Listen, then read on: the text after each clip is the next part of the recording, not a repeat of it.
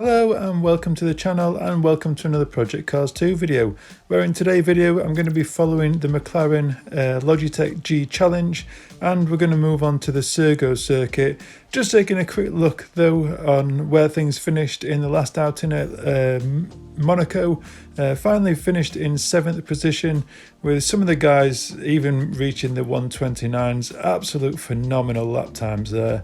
So yeah, let's move on to taking a look at my lap at Sugo, and then I'll just I'll go around doing a slow lap around the circuit and just point out a few key areas that I think are important to setting a fast lap.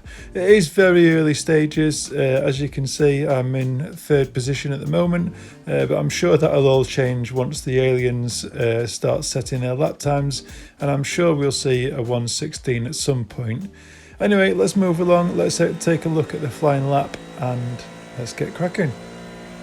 So as you can see from this lap that we are just starting here, this is a flying lap and it affords you a tiny bit of a lead on the first lap. Obviously this is a slightly aborted lap, but it doesn't go right all the time, but I'd certainly think about setting 2 laps for this one if you can manage to carry the speed into the first corner. But yeah, let's get into this lap and let's see how things get going. I do make a slight adjustment to the brake bias, just moving it more towards the front of the car, just to try and keep the car a little bit straighter through some of the corners. It does have a tendency to want to oversteer quite a lot, this car, but I think that's obviously part of the balance of the car in how it's set up in the loose setup.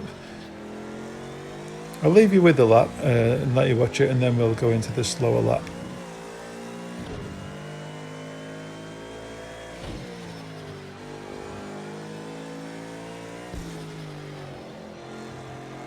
So just pointing out, as you come down this section, I do move it a little bit more towards the front again, just to stop any understeer or oversteer coming through this corner.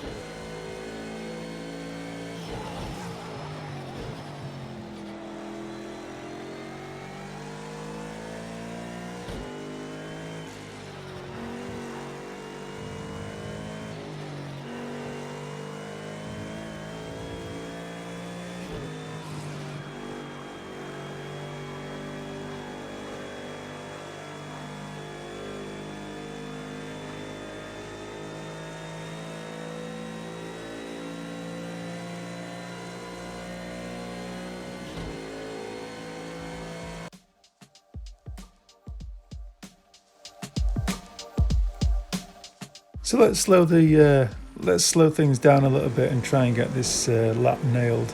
So straight away I'm going to be moving the brake bias to 59, so that's 59 towards the front and 41 at the rear, and it's just to try and get the car straightened up on corner entry and not get the car initially oversteering too much.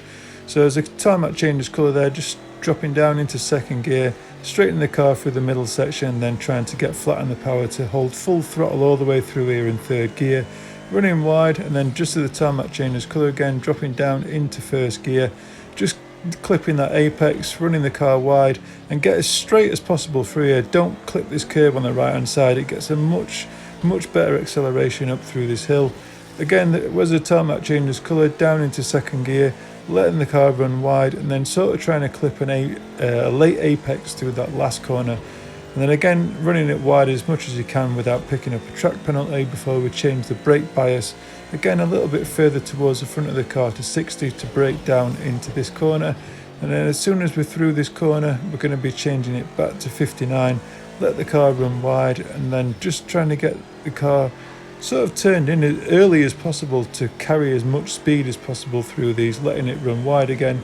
Don't go flat out through this section, just a tiny little lift on the corner entry. I think holding down full acceleration through the corner entry phase just unsettles the car too much in the middle part of the corner, and you just end up scrubbing speed. So yeah, there's a lap. Hope you managed to put it all together through the flying lap, which will afford you a little bit of a lead over the Ghost into turn 1. And if you can carry that speed, there's definitely a few extra tenths to be gained on the 2nd lap. So all the best to the rest of the competitors through the competition, and I hope you enjoyed the video. If you haven't yet hit that subscribe button, please do so. Hit the bell icon, hit the like button, all that jazz, and until next time, ciao for now.